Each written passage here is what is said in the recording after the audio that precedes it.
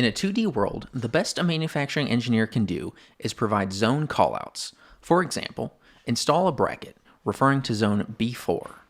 For more specific guidance, the work instruction would be supplemented with specific detailed drawings, illustrations, or photographs to convey manufacturing information.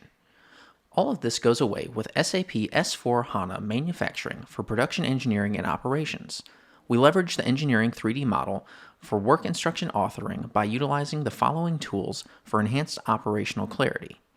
We can, for example, rotate the model to the desired orientation, zoom to a specified focal point, perform cutaway views, navigate to predefined engineering views such as top, bottom, left, right, and so on. When the manufacturing view has been established, it is given a name that can be included as a hyperlink within the work instruction. During work execution, the model transitions to the prescribed orientation when the hyperlink is selected. SAP S/4HANA Manufacturing for Production Engineering and Operations enables a model-based enterprise, leveraging engineering source models as a single source of truth, reducing work instruction maintenance while providing seamless change management.